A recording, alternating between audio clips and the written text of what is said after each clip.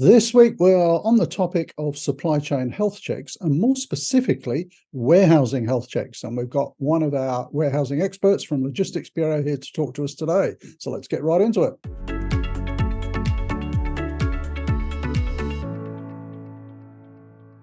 So welcome, John, back to the channel. If you've watched the channel a few times, you'll know John Monck, one of our warehousing experts at Logistics Bureau. Welcome, John. Great to have you with us. Thank you, Rob. So we're talking about health checks. Here at Logistics Bureau, we do a lot of health checks, helping people find problems, and you do these related particularly to warehousing. Maybe you could tell us some of the things that you find of interest for the clients, particularly when you're doing these warehouse health checks, and maybe that will give people a few ideas on what to look for. Yes, Rob, thank you. So some of the things that we often find when we're looking into a warehouse is the customer will tell us that the warehouse is full, and sometimes we find that whilst it might appear full, by rearranging things, there's more space that can be found, or they think they're running quite efficiently, and in fact they're wasting a lot of time in travel. Okay, so funnily enough, we were just talking before we started recording this. I was looking at a warehouse in Perth last week, Perth, Western Australia, and it was full. So, I mean, when you say that people think their warehouse is full, but maybe they can get more capacity, why do they have this sort of view of the world, which is maybe not quite right? What are they missing out on?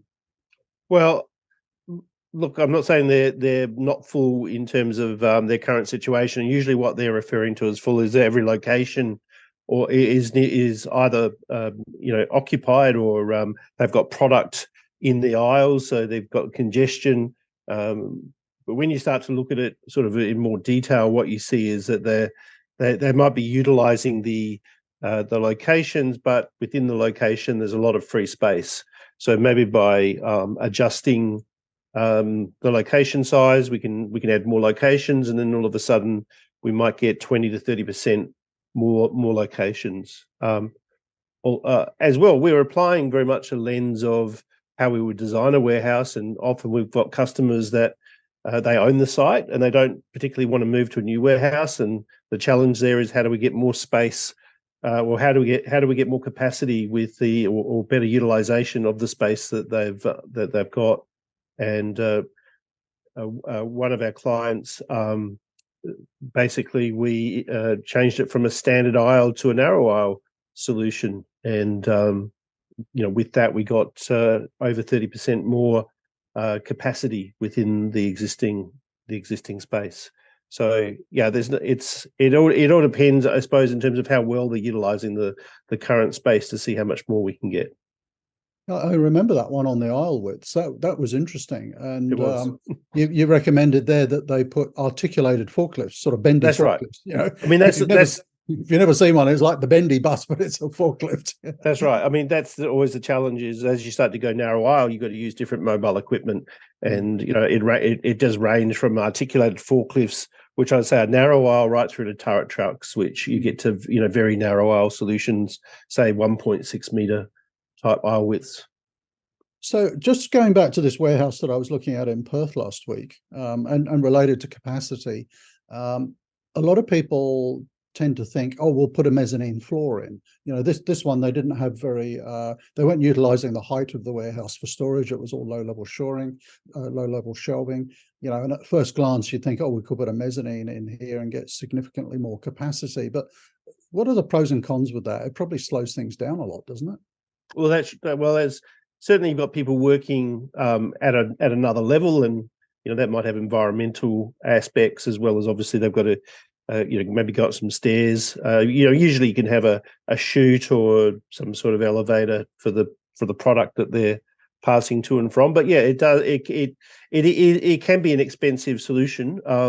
Alternative solutions, would be to perhaps rack that area and have equipment where the person can go up to shelving at height, a person up type mobile equipment. So yeah, there are a number of different ways of utilizing the space. But yeah, they're often a mezzanine. I mean, mezzanine can be relevant if the items are small and you're utilizing shelving. It can be a reasonable solution, but there are other ways of getting a lot denser type product within shelving, even at lower levels. So. Yeah, I mean, I suppose I wouldn't want anyone to get the idea that mezzanines are a no-no and that they slow operations down. I mean, some of the big warehouses that we've worked on have massive mezzanine sort of pick operations going on, and they're highly efficient. I suppose, as with all these things, it's a question of the right layout and equipment use for the right business, isn't it? It's all about the product throughput and the pick rates and the hit rates. Well, what you're seeing more with, say, the robotic solutions now and AMRs, the mobile robots, they might provide a goods to person system. So they might be bringing a set of shelves to you, and typically those shelves are anything from, say, 2.5 to 3.5 meters in height. And so if you have the opportunity of going through, say, an Amazon fulfillment center, these DCs are actually made up of a number of different levels or floors, like a mezzanine, because of the way that they store their goods and bring the goods to the people. So they don't store it in high racking systems. Like there's a lot of warehouses here in Sydney where they build them to 14 or 15 meters high. But when you go to the Amazon fulfillment center, this is made up of a number of floors. And so the storage of those goods in these portable pods that are moved with AMRs means that you don't have particularly large heights on each floor. So again, a mezzanine can provide an AMR type solution quite reasonably because you don't need the height. Okay, so that's capacity is one thing that you often find. You touched on processes there. What are some of the key sort of opportunities, I suppose, that you see with process improvement? Look, the one I see quite often is to do with the amount of travel involved. So how much people are walking past pick faces but not picking because they haven't got the product in, I'll say, the best location to minimize travel. And so why it gets missed a lot is if you're just looking superficially at a warehouse, everyone is active. There's a lot of activity. People are doing it hard, though. They're not considering the productivity aspects. They're not saying, how do we minimize travel? How do we make sure that the SKUs are closer together? The mean distance between SKUs is an important aspect to consider. And so by having denser storage systems, by placing products, faster moving products closer to the packing area or the wrappers, then they can reduce travel. And often we'll go into a warehouse where they just haven't considered it. It's not to say that people aren't aware of the importance of what we call product slotting, but it's one of those things that they just, when I get round to it, I'll do it, but they never get round to it. But it can create a lot of extra travel if it hasn't been thought through. Okay. So, I mean, if people watching this are thinking, maybe there's senior managers in an organization thinking, oh, I wonder if our warehouse is really that efficient. I mean, what are a couple of things to look out for so that people could wander through the warehouse and spot things that they could improve? I mean, first of all, when you start to look at what people are doing, I mean, you just sort of see how far they're traveling. Obviously, it takes a little bit of time. But one of the quick tests that I look at is I walk to those closest pick faces to, say, the packing area, and I look at the product and I see how much dust is on top, which is a really quick way of just saying, classic one. Well, I mean, I've seen it too many times where there'll be quite a lot of dust on some of the product, and you think, well, this is obviously slow moving because it's got dust on it, and yet they're, if they just put fast moving items in there, they'd save all that trouble. So it's just having a I suppose, a mindset that says every time I walk past a pick face and don't pick from it is not adding value. So it's waste. And so, rethink about where things get located is really important. And there's nothing like the dust test to test that theory quickly. Obviously, what we do in a more formal sense is we analyze all the products, look and understand the activity by SKU, and then we get a much better idea of terms of how to lay the warehouse out. So again, maybe for someone who doesn't know warehousing that well, and they decide to go and have a look around their warehouse, we've talked about process and the allocation of slots to products and so on. What about the overall sort of layout? What are some red flags that you might notice just walking through a warehouse? Oh, the first one is congestion. I mean, part of our process obviously is to start at the beginning of the receiving process and work through each of the stages of put away, replenishment, picking, packing, dispatch.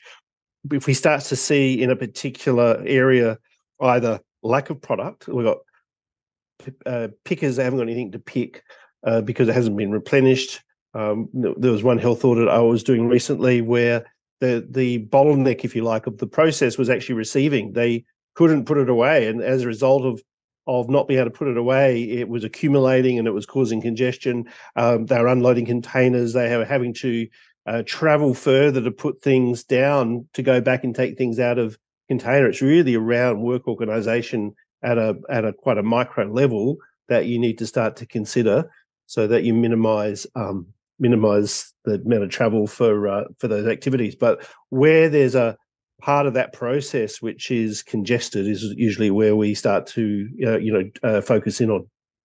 It's interesting that you raised that issue of receiving. I mean, that's almost the most critical function in a warehouse, isn't it? Because whenever you go to a receiving dock and there's stock backed up and it's not getting checked and put away, that is stock that's not on the system. It's not available for sale. It's not available for picking, and it's a domino effect, isn't it? It is. It really is. I mean, often that's the first thing we look at, particularly if we do a 2-day audit. From one day to the next, I always look to see, did everything get put away? I mean, my rule of thumb is if it arrives today, it needs to be put away today. And if that's not happening, if there's delays in that process, then you got to drill into it to find out why. So a couple of great tips there. Thanks, John. We might have to talk about this again and get into a little bit more detail. But if you're not that sort of experience with warehousing and you're wondering what's going on in your warehouse, a couple of things to look for. I love that dust test. If there's products near the dispatch area and they've got dust on them, then the allocation of space to products is probably not right. They should be further away from the dispatch area, and congestion, particularly around the receipt area. I mean, that's a great tip. So you don't have to be a warehouse expert to spot some of these things. But hey, if you're watching this and you think you might need someone, come and have a look at your warehouse and see how it's performing. This is the kind of stuff that John and others in Logistics Bureau do every day of the week. So we'll put a link down below in the description under the video where you can contact them if you need some help. But thanks for that, John. Always interesting to hear your insights, and we'll have to get you back and talk a bit more about it. Bye for now. Thanks, Rob.